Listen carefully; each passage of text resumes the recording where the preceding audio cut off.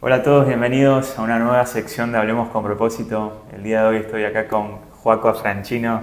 Buenas, ¿cómo andan todos? Hola amigo, ¿cómo estás? Bien. Acá tomando unos matecitos con Joaco. Aguante los mates. Aguante los mates.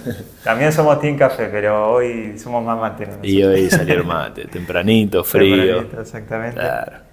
Bueno, Joaco de Adrogué, de donde bueno, también un poco mi familia de ahí, así que estamos compartiendo muchas cosas en común. Ahí está. Y hoy vamos a hablar de un tema muy interesante, que es sobre las consecuencias y los beneficios de ser hijo de pastor. La verdad que es un tema muy interesante. Bueno, Joaco es hijo y nieto de pastores. Viene de una familia pastoral, de ahí de la congregación Cristo para Todos de Adrogué.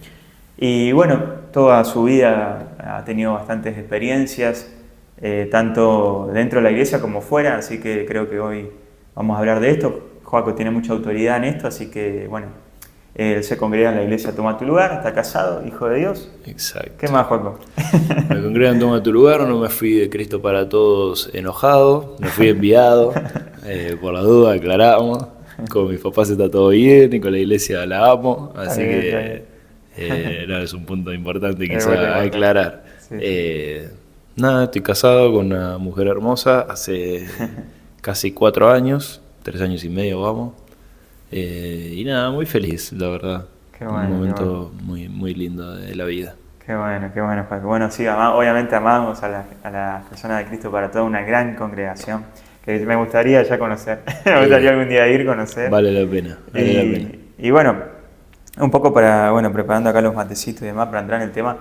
Te quería preguntar, Joaco, no hay mucha gente que te conoce, hay otra gente que sí, pero si querías comentarle quién sos, cómo fue tu niñez, obviamente acá comentando qué hiciste en Cristo para Todos, en dónde estás actualmente, y bueno, para que te conozcas. Bien, bueno, mi nombre es Joaquín Franchino, como ya escucharon. Parezco de más, pero soy relativamente joven, tengo 26 años, casi 27. Nacido en Buenos Aires, congregándome toda la vida en Adrogué hasta mis 21. Hasta mis 10 años, que mi abuelo fue pastor en Adrogué, Eduardo Lorenzo. Después mi papá tomó el lugar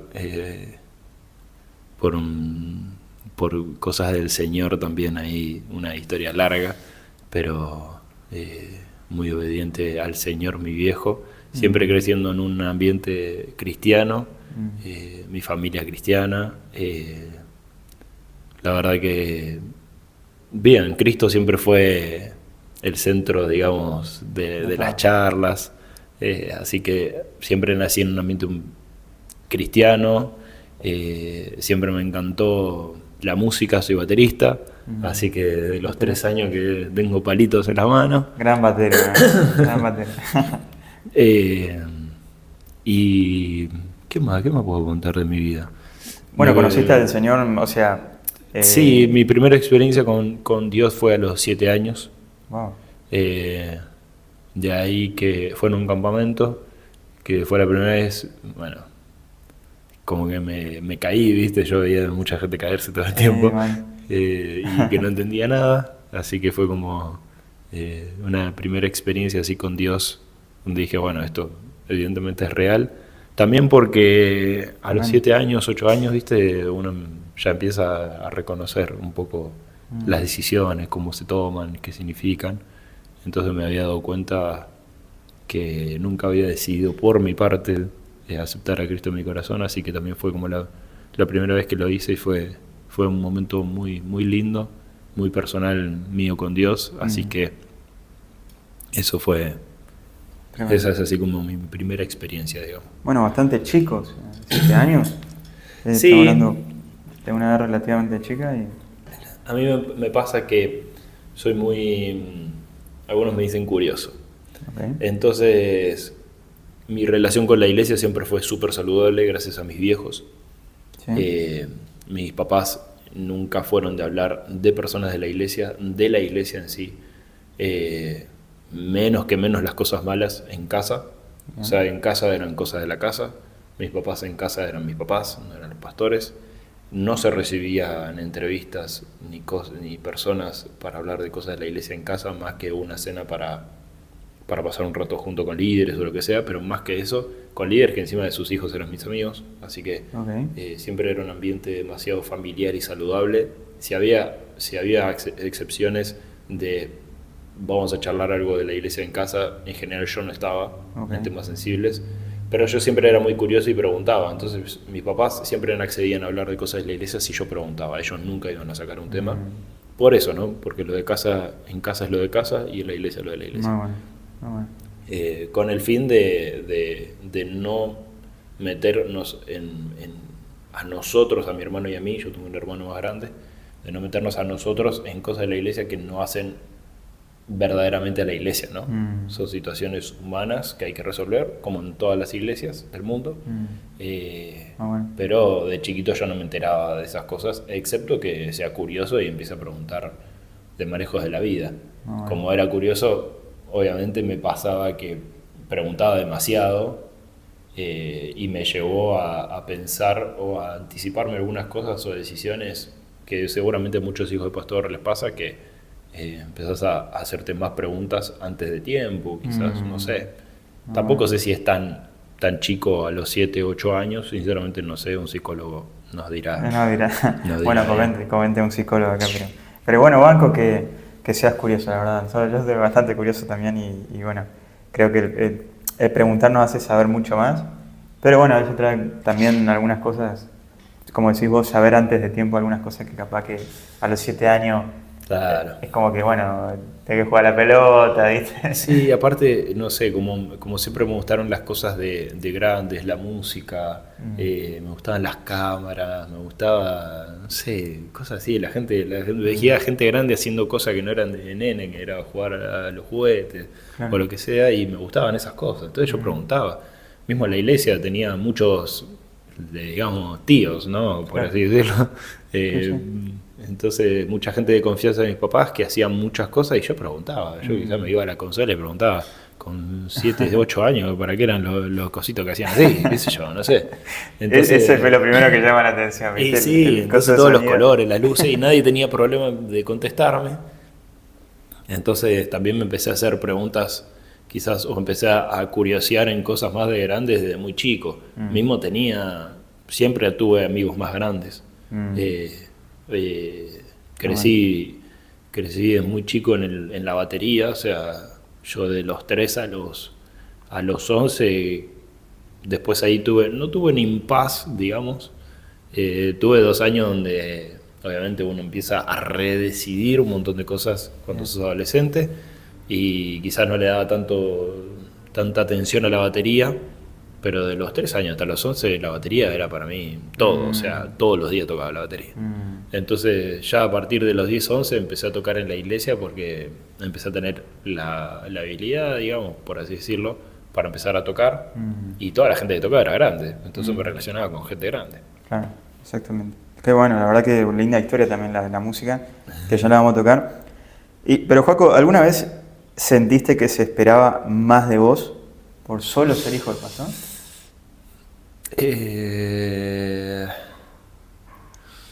No, yo creo que no es un tema de, por lo menos en mi caso, ¿no? Por lo que digo, mis papás se encargaron de que tenga una relación súper saludable con la iglesia. Entonces la iglesia sabía que ese no era mi lugar, digamos, menos con la edad de adolescente o de niño, no era mi lugar.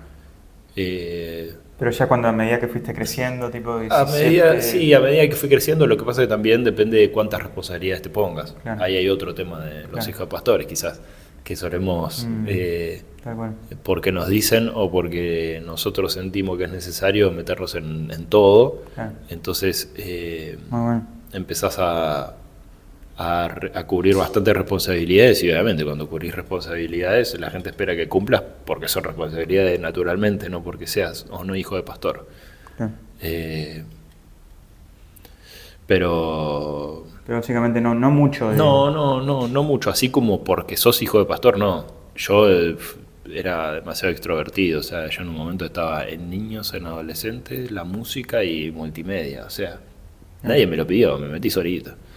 Me acuerdo patente porque un día dije, ¿qué hago acá? O sea, ya, todo bien, pero Dios tiene que trabajar la paciencia conmigo con los niños y de niños, ¿qué puede ser? ¿Qué sé yo? Está bien. Bueno, se notaba que tenías pasión por Cristo, ¿no? Esto, está bueno que de muchos otros hijos de pastores pasa lo contrario, ¿no? No quieren saber nada con la iglesia. Y bueno, en esa edad, más a la edad de la pubertad, juventud, es como que están en otra. Claro. Y no tienen capaz ese encuentro personal que vos tuviste a tan temprana edad con Dios. O sea, vos como que conociste al Señor, te metiste en actividades, claro, y eso está bueno. Acá hay un punto que aclarar. Para mí y que se entienda, por favor, no lo saquen de contexto. No. Pero... out of context, no, bueno, ese ya, bueno, ahí ya no sé. No. Pero el encuentro con Dios te marca un precedente, pero no te salva la vida. O sea, nosotros podemos conocer un montón de gente que tiene un encuentro con Dios y no tiene relación, no tiene fundamento. Bueno. Entonces acá el punto es el fundamento, sinceramente. Vos podés tener un encuentro con Dios y puede ser increíble y en 3 años estar haciendo cualquier cosa. Entonces, mucho, y no es solamente un tema de madurez, es un tema de fundamento, de qué fundamento pusiste debajo, porque igualmente tenés un encuentro con Dios, pero las tribulaciones llegan, las ofensas llegan, los malos momentos llegan, ¿y de qué te agarras? De un encuentro con Dios, de una relación con Dios basado solamente en tu relación con la iglesia. Entonces ahí empezás a hacer equilibrio en una cuerda que o está súper firme o está súper floja, dependiendo de que hayas formado. Ahí estamos entrando en terreno complicado. Exactamente. Y bueno, también te voy a dejar el canal de Joaco acá en la descripción, que él está subiendo contenido muy interesante. ¿Qué sería acá? Acá en la descripción, sí. Acá. Acá en la descripción. O sea, allá abajo. Allá abajo, digamos. Andá a buscarlo tipo así. Andá bajando todo, ahí te va a dejar. Él sube contenido, bueno, justamente explicando todo esto, temas cruciales para uno que recién está arrancando en la vida cristiana, ¿no? Y que son básicas, cómo leer la palabra, cosas normales que va pasando en la cultura de iglesia, de cómo enfrentarlas y demás. Y eso está muy bueno, la verdad, el contenido que está haciendo acá Joaco. Y Joaco, te quería preguntar también esto, ¿te costó encontrar tu propia fe o identidad personal dentro del entorno de iglesia? Bueno, acá... Y es difícil porque ya arrancaste ya de chiquito, tipo ya fuiste batero, todo ya como... Sí, acá hay un punto importante, que es de lo que hablábamos recién, ¿no? El punto es el fundamento de por qué hacemos lo que hacemos, por qué creemos lo que creemos, por qué decimos lo que decimos. Sí. Entonces, ¿qué me había pasado a mí? Yo me di cuenta más de grande cuál era realmente mi fundamento. O sea, por qué yo creía lo que creía. Me senté un día en mi casa y empecé a hacer una historia, o sea, un relato mental de cómo fue mi vida con Dios. Entonces, ahí me di cuenta que hay muchas cosas que estaban mal fundamentadas, que no me llevaron a una crisis de no creo realmente en Cristo, obviamente. Nunca tuve un impasse de buscar a Dios, pero sí de empezar a evaluar cuál era realmente, qué era lo que realmente estaba haciendo y por qué lo estaba haciendo. Entonces, acá hay un punto, y es que la relación con Dios es personal. Nadie te puede decir que creas en algo si vos realmente no tenés el fundamento para creerlo. O sea, no tiene la validez. O sea, alguien no puede abrir tu cerebro y decirte cree en esto y crees. O sea, por eso para mí la importancia de todo esto está en que, por ejemplo, mis papás siempre me enseñaron cómo acceder a Cristo. Ahora, la elección de cómo yo accedí a Cristo empezaron con malas decisiones. Empezaron en creer que el servicio me acercaba me hacía conocer a Cristo. empezaron a hacer que asistir a la iglesia me hacía creer en Cristo, que ofrendar me hacía creer en Cristo, y que lo conocía más. Y no, o sea, eso es otra pata de lo que estamos hablando, pero la pata fundamental es cuánto leo la Biblia, cuánto oro, cuánto me intereso por conocerlo a Él, porque ese es mi fundamento al final. O sea, ¿estamos hablando de alguien que no conocemos o que conocemos? O sea, ¿a quién estamos sirviendo? ¿A alguien que conocemos o que no conocemos? Servir a alguien, o sea, podríamos nombrar un montón de puestos, por ejemplo, en un gobierno de gente que trabaja para un presidente que no conoce. Y nosotros no hacemos eso. No hacemos eso, sí. Entonces lo que pasa muchas veces es que, y lo que me ha pasado a mí, es que empecé a servir a alguien que no conocía. Ahora, sirvió para darme cuenta que igualmente existe y reforzaba mi fe, sí, pero no reforzó tanto mi fe como cuando realmente me preocupé por conocer a Cristo integralmente. Muy bueno, excelente. Entonces, eso para mí fue lo más importante, conocer a Cristo integralmente. Y conocer a Cristo integralmente cuesta, porque es desde lo íntimo, o sea, es de muy adentro, donde nadie te ve. Leer, estudiar la palabra, conocer a Cristo a través de la palabra, conocer a Cristo a través de la oración, conocer a Cristo a través de la gente. O sea, la iglesia no es un lugar donde nos da trabajo, responsabilidad y sentido de pertenencia solamente. Podría decir.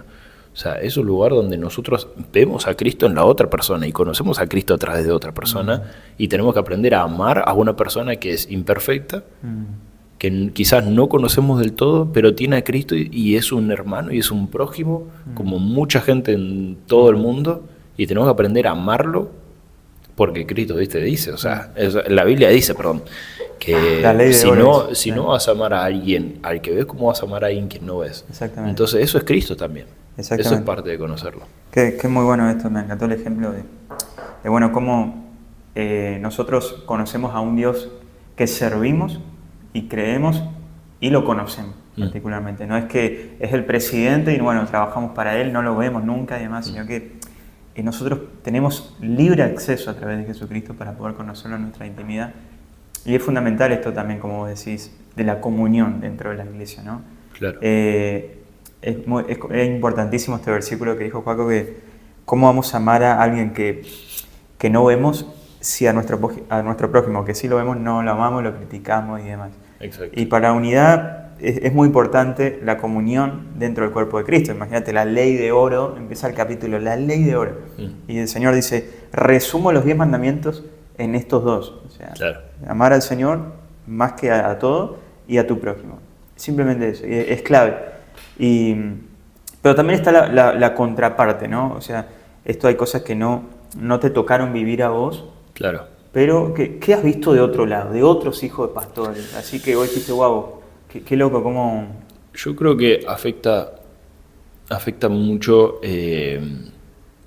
la relación de un hijo de pastor con Dios cuando los padres no saben separar la vida del hijo con la vida de la iglesia, ¿no? Tratar al hijo como un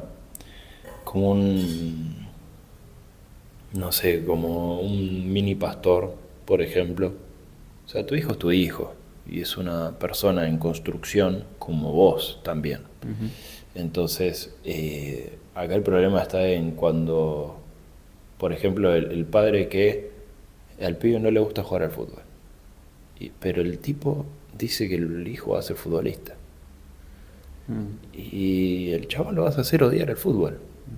O sea, a la larga y a la corta, 10 años llevándolo al fútbol, el chabón no le gusta el fútbol, va a odiar al fútbol. Entonces con la iglesia, no te digo que no le gusta la iglesia, pero no causes eso. O sea, el pibe te dice, no quiero ser pastor, y vos lo llevas todos los días a predicar con vos a la iglesia, a todas las reuniones de pastores, a escuchar cosas que no tiene que escuchar y demás, y empieza a generarse una visión sobre la iglesia. O sea, tenemos hijos de pastores que saben cosas que no deberían saber a la edad que tienen. Muy bueno.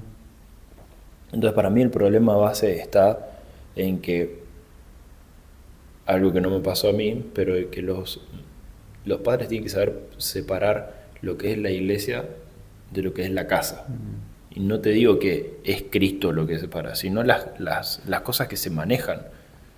Entonces, para mí una de las pautas, por ejemplo, es que hay muchos pastores poniendo condiciones, que porque es hijo de pastor no puede equivocarse. Porque es hijo de pastor tiene que saberse la Biblia de punta a punta.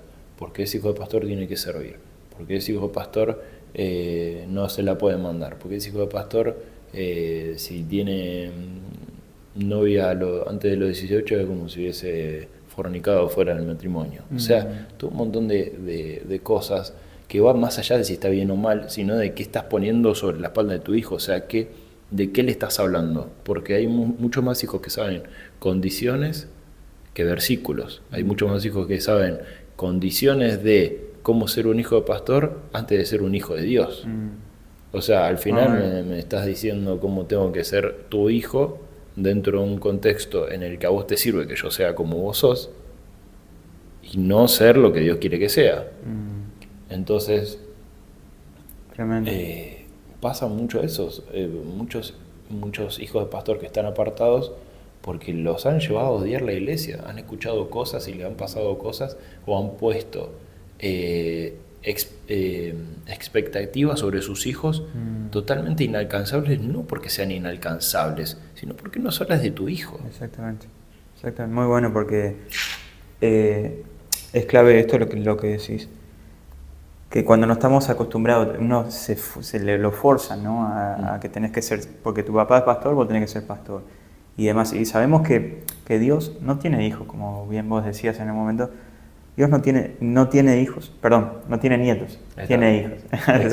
Había dicho mal la frase. Pero el Dios es personal de cada uno, ¿no? A veces piensa que uno de nuestros papás como que intercede por nosotros para que nosotros heredamos eso. Es que ese es el punto, o sea, vos no necesitas que... eso es lo que a mí también me carga mucho a veces, que hay padres pensando que porque ellos creen en Dios, sus hijos creen en Dios. Y no funciona así. O sea, vos crees en Dios y vos tenés que tener las habilidades y las herramientas para llevar a tu hijo a que conozca a Dios por su propia parte. Si no, simplemente estás heredando una religión. Exactamente. Esto es buenísimo. Y hay muchos ejemplos en la Biblia de esto, ¿no? De hijos de héroes de la fe. Que tuvieron cada uno su encuentro personal con el Señor, ¿no? No es que, bueno, porque era hijo de Abraham, el amigo de Dios, el hombre de la fe, bueno, va a ser lo mismo con vos, sino que cada uno tuvo su encuentro personal, ¿no? Con el Señor, y esto es muy, muy importante. Y Joaco, te quería también preguntar, ¿te sentiste libre de expresar tus dudas o luchas sin sentir que defraudabas a tu familia o a la congregación en sí, hablando con, no sé, líderes de jóvenes o otros pastores?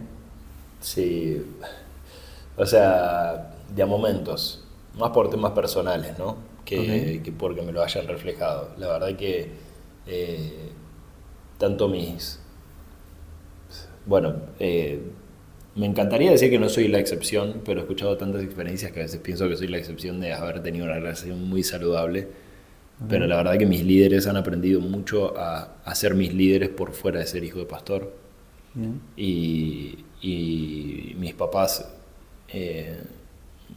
nunca, siempre supieron que, bueno, este es otro tema, ¿no? De los padres a veces.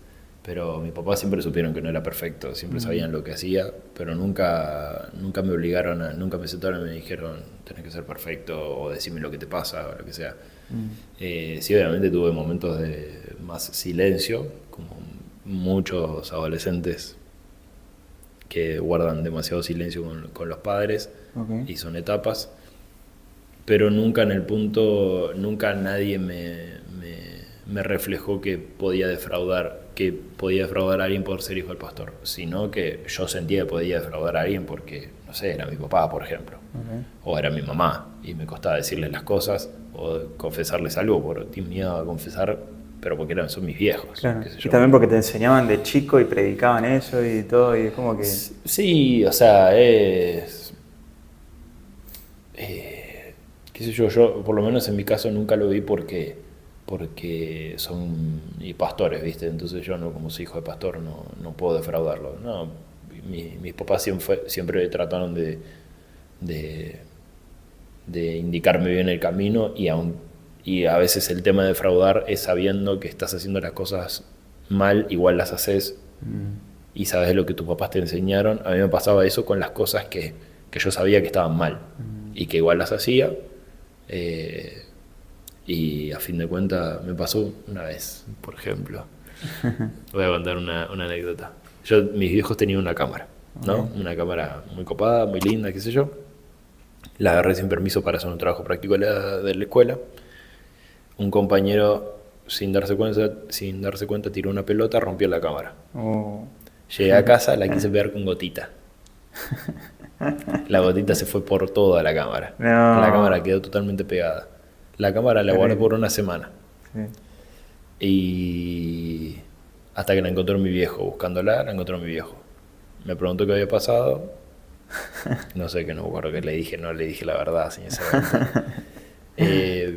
y no hizo nada. Simplemente me dijo que estaba triste porque no le había contado. Que o sea, y eso me mató más que me rete. Claro. Entonces, tremendo, ¿no? También ese es un punto de los padres, ¿viste? ¿Cuál es el castigo? El castigo, al final vos necesitas que tu hijo sea vulnerable, sea sincero, sea honesto, sea real en su relación con las personas y real en su relación con Dios. Entonces, depende de lo que vos hayas querido construir, también son las cosas que van a ir sucediendo. Entonces, a mí, ¿por qué me afectó que mi papá se ponga triste? Y porque algo que yo no quería era defraudarlo. ¿Pero por qué?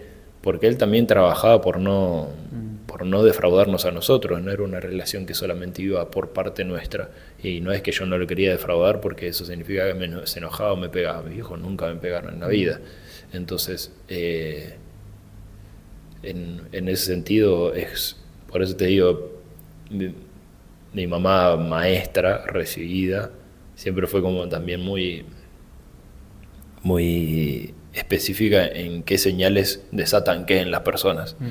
Entonces con nosotros siempre fueron muy claros con las palabras. Entonces el tema de defraudarlo era más por un tema de padre e hijo, más que por un hijo de pastor. Exactamente. Y pasa lo contrario, en muchos pasa lo contrario, que terminan viendo a su papá como pastor más que papá, ¿viste? Entonces como sí, le cuesta contar sus cosas, confesar, porque más que una charla lo ven como confesar, como que están cerca de, ¿viste? del padre. Sí, un confesionario después. Claro, tal cual. Bueno, eso también pasa muchas veces, de hijos que le cuentan a sus padres cosas y después las dicen en el púlpito. Es un montón. Es un montón. No, sí. La confianza pasó a -100, no te va a contar nunca más en la vida Terrible. Y no te puede contar ni a vos ni a nadie. Claro. Vos tener los líderes que hablan con los pastores de las cosas que le cuentan a sus hijos. Es un montón. Hay cosas que pasan que no deberían pasar. Y son lógicas de crianza, creería yo. Exactamente. Perdón si estoy ofendiendo a alguien, pero es la realidad. Es la realidad. Cosas que pasan y... O sea, han pasado y son fatales. Son fatales. Es terrible. Ahora me encanta esta imagen del hijo de pastor con el pastor, porque es la misma imagen que tenemos con Cristo, ¿no? Nosotros entramos totalmente en su presencia, en intimidad, confesamos y nos sentimos libres de que solamente Él ya de antemano conoce todos nuestros pensamientos, nuestro corazón y tenemos total acceso a poder hablar con Él como padre, como amigo. Y creo que los pastores tienen que tener esa misma relación, ¿no? Con sus hijos, no tanto así como una forma de autoridad o como el pastor de la iglesia, que en realidad lo es, pero creo que con el hijo es totalmente distinto, ¿no? A veces yo siempre hago esta comparación de, por ejemplo, cuando era chico por ahí le pedía plata a mi viejo para ir a comprar algo y estaba en la ronda con sus amigos y demás. Y entonces es como que cualquiera le daría vergüenza entrar ahí a pedirle dinero a su papá, pero yo al ser el hijo entré con total confianza a decirle, che papá, tenés plata para una coca. Y creo que con el Señor es así, ¿no? Y tenemos total libertad de poder hacer eso y creo que con los hijos pastores también debería ser así. Hablamos de esto porque no siempre pasa esto. En este caso, Joaco tuvo una crianza muy buena, muy distinta, pero también se ha relacionado con otros hijos de pastores y es crucial. No sé, ¿vos querías agregar algo más? Sí, también acá vamos a hacer una aclaración. No es que los hijos de pastores estén apartados es culpa de los padres. Hay padres que han hecho las cosas bien y saludablemente y aún así hay hijos que se han apartado. Exactamente. Como hay hijos de pastores, como hay pastores que han hecho todo mal y sus hijos no se han apartado del Señor. Entonces acá no es que es 2 más 2 es 4, obviamente. Claro. Es muy personal. Es muy personal, pero la realidad es que los antecedentes han hablado de que una relación no saludable entre un pastor y su hijo con respecto a la iglesia han derivado en problemas fatales y algunos en problemas severos ya muy heavy de tratar. Entonces la realidad es que esto no está en si Dios estaba en la casa o no, si Dios estaba en su corazón o no, sino en qué estamos instruyendo a nuestros hijos, ¿viste? O sea, los instruimos en cómo funciona una iglesia o en cómo es una relación con Dios. Y parece básico, pero igual falla. Falla, exactamente. Y te quería preguntar, ¿qué pensás del tiempo? ¿En qué sentido? Del tiempo de los pastores, así, de esos pastores que están muy a full, así como que tienen, se ocupan más de la iglesia que de su familia. ¿Te pusiste una vez a pensar eso? Sí. ¿Tenías alguna reflexión como para ellos, si hay pastores mirando, no? Sí, yo creo que voy a decir algo que es una revelación para todos, pero el día dura 24 horas, Bien. ¿no? Como bien ahí. El día dura 24 horas para todos, para los padres, para los pastores, para los hijos.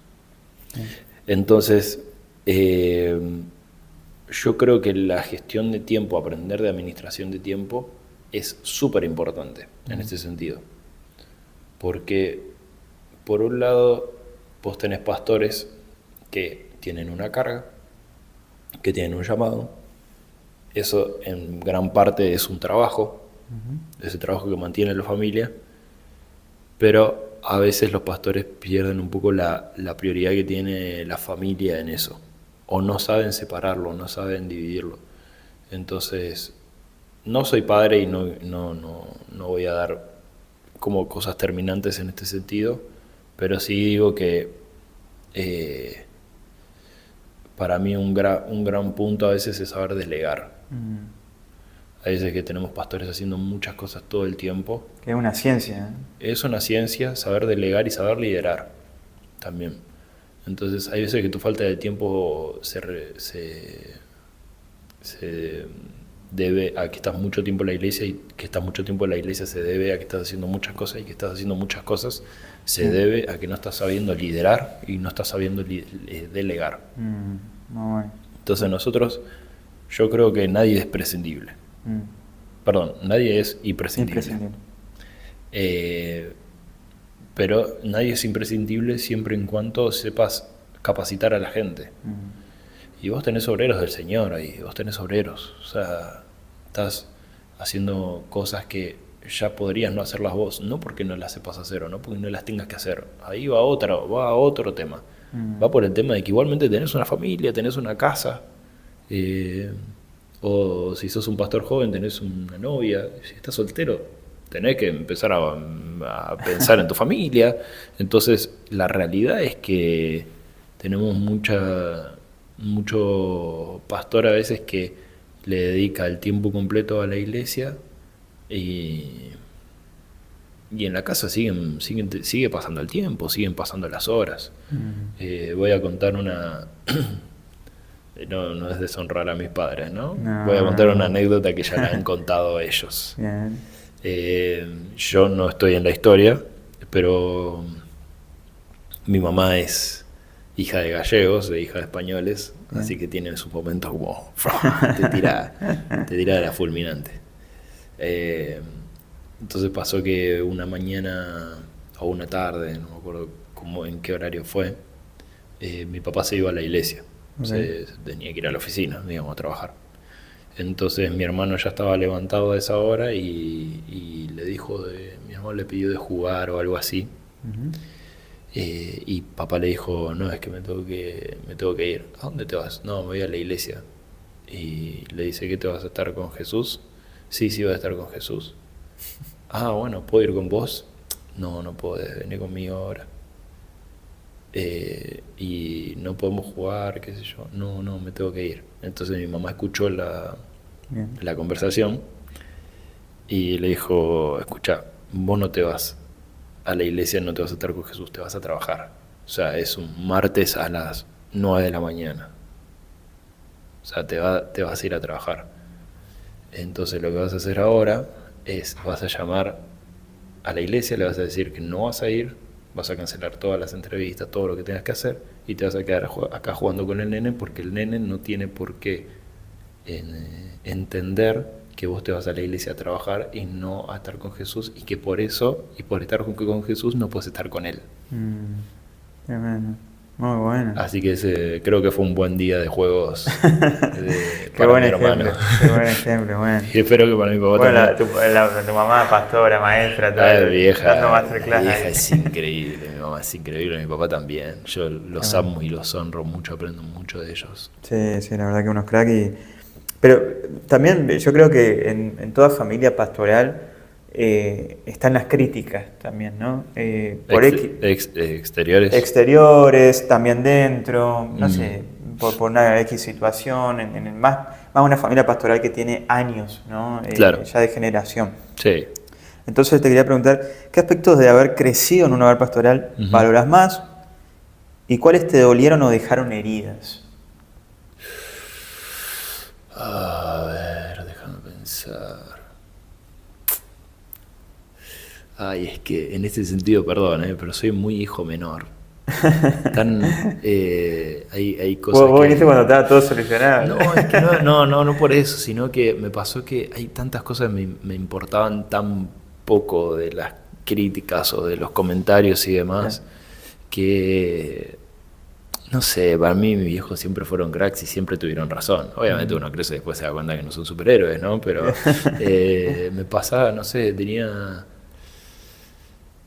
tenía conversaciones con amigos que criticaban la iglesia o el funcionamiento de la iglesia y no sé, yo fundamentaba y no sabía en qué contestarme. Entonces crecí en un contexto donde obviamente todo el mundo va a criticar, todo el mundo le va a encontrar cosas a mejorar a todo, porque todo es mejorable, y es verdad, nadie hace todo perfecto.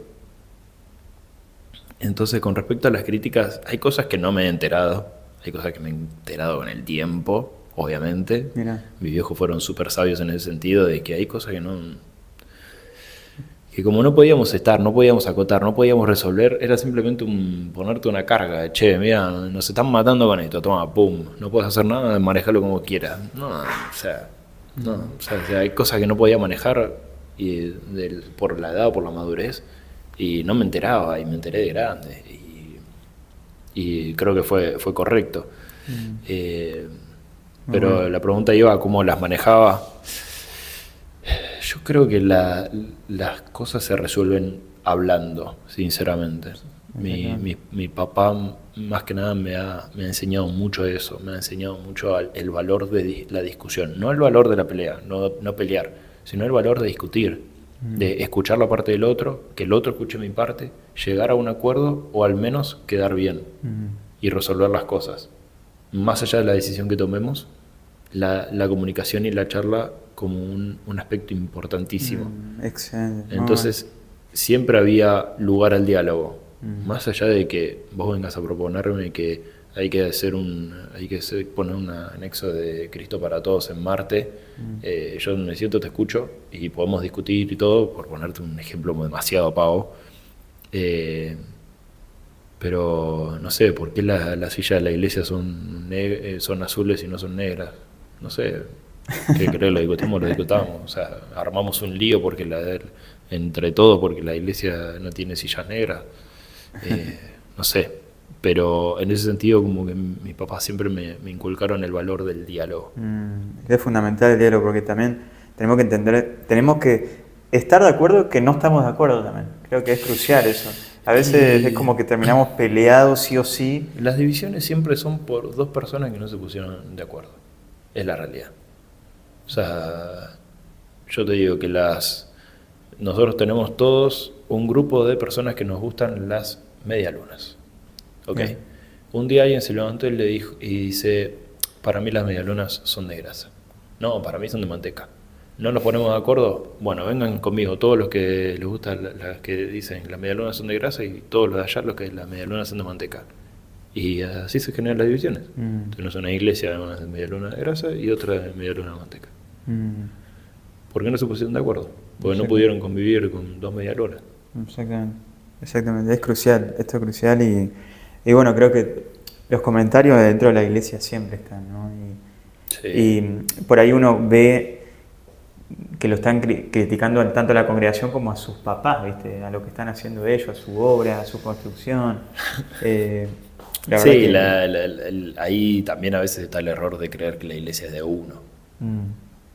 Pasa mucho también. Pasan los hijos de pastores, ¿viste? Cuando uno va creciendo, sí, ahí se va dando cuenta de que la iglesia somos todos, ¿viste? Y no es la iglesia del pastor tal o de la familia Franchino, ¿viste? Es como... No, tal cual. Obviamente uno es cuidador, uno es administrador o el nombre que le ponga como pastor, pero también el pastor tiene que estar consciente de que se puede equivocar. Y eso también es un valor muy grande en el pastorado, entender que somos todos imperfectos, somos todos la misma parte de la misma iglesia. Y todos tenemos un rol, y así está escrito en la Biblia. Entonces hay veces que la gente critica y hay veces no, siempre la gente critica. O sea, vas a tener críticos profesionales, gente que critica por criticar, gente que critica sin fundamento, que le decís, y ya cambió de opinión. Hay de todo, ¿viste? El punto, yo creo acá, volviendo también un poco a lo de los hijos de pastores, como bien, es el tema de no meter a la iglesia en la casa, ¿viste? O sea, muchos pastores metiendo a media iglesia en la casa, todas las consultas son ahí, todo el tiempo ayudando a la gente y sus hijos se están perdiendo. ¿Viste? O sea, tenés pastores que le prestan su tiempo 10 horas por semana a una persona y no tienen un minuto para su hijo, ¿viste? O sea, y eso es lo que destruye, porque vos sos su visión de la iglesia, o sea, vos sos el que está instruyendo al niño en su camino, no es otro. Entonces, si vos lo estás instruyendo en un camino en el que el niño está siendo destruido, el niño a la primera que se pueda salir de eso se va a salir, para no ser destruido. Internamente se está destruyendo, no te lo dice, pero se está destruyendo. Exactamente. O sea, y acá está bueno a veces hacer una evaluación. ¿Cuánto tiempo paso con mi hijo? ¿Cuánto tiempo paso con mi familia? Al lado de lo que paso con Martita, que viene todos los días a consultarme cosas por la iglesia. Muy bueno, excelente. Entonces, a veces el problema es ese, ¿viste? No hay un fundamento real de Cristo sobre los hijos. Y eso hace que lo que los hijos tienen sobre Cristo simplemente son doctrinas. Excelente, muy bueno. Y como para ir concluyendo, ¿qué consejos le darías tanto a hijos de pastores que hoy en día están apartados? ¿Qué consejos le darías a ellos y a los padres que no están gestionando bien su tiempo familiar? Desde tu punto de vista, ¿no? Obviamente. Desde mi punto de vista, obviamente, repito, no soy padre, así que las cosas las voy a decir de un aspecto de hijo, ¿no? Pero desde el punto de vista de hijo de pastor apartado, o sea, primero pedir perdón de mi parte, por parte de la iglesia. O sea, no, la iglesia está compuesta de gente imperfecta que está tratando de mejorar constantemente y de madurar constantemente. Y hay cosas que no tienen que pasar, pero también hay cosas hermosas que pasan, que es cuando Cristo se refleja a través de la iglesia, que no lo vas a conseguir en ningún otro lugar. Y el perdonar y el perdón son la clave, son la llave de todo. y no se trata de quién merece, si lo merece, si merece el perdón o no. O sea, vos necesitas perdonar y vos necesitas soltar ese perdón que te suelta de cargas y de pasados complicados y de experiencias complicadas. Al hijo del pastor que está en la iglesia hoy, mi recomendación, tener tu propia relación con Dios. O sea, insistí por conocer a Cristo. Orá, lee la Biblia, lee libros de personas que enseñan sobre cómo tener un fundamento en Cristo, porque eso es lo que va a sustentar tu relación con Cristo, no la sustenta tus padres. O sea, la relación de tus padres con Dios es de tus padres con Dios. Sí, claro. Y eso va aparte. Vamos a ser un poquito más gráficos.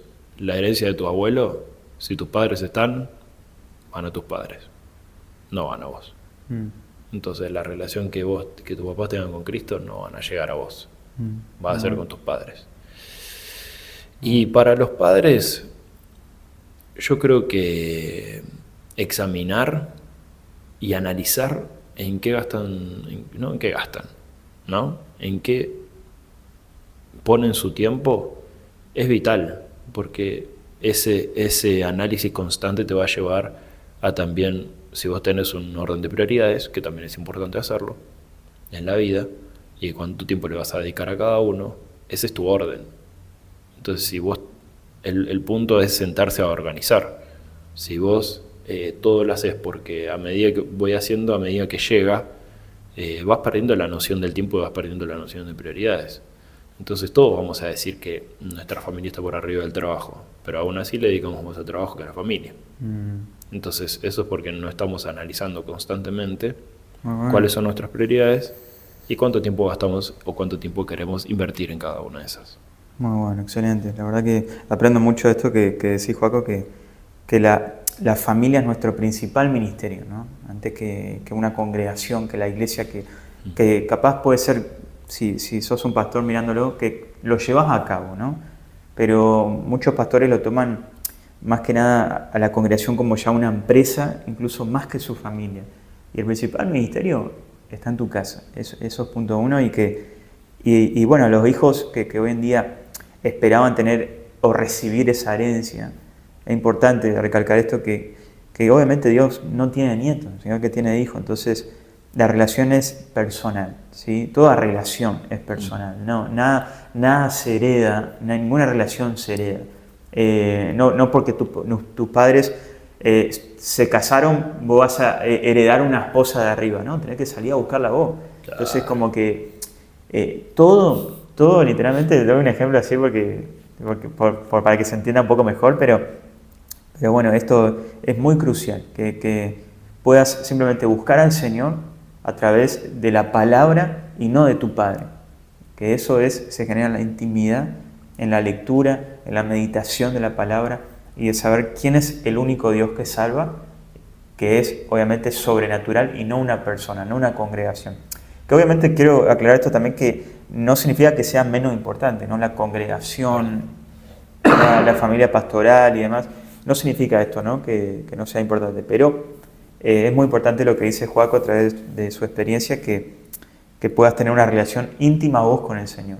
Y a los pastores, bueno, me gusta mucho esto, gestionar bien el tiempo es algo crucial. Creo que hoy el tiempo es el principal enemigo de muchos. Mira, mis pastores dicen que el tiempo es el recurso no renovable más importante que tenemos. O sea, el día dura 24 horas. Hay que ser sabio en cómo manejarlo. Pero sí, el resumen de todo esto es Cristo.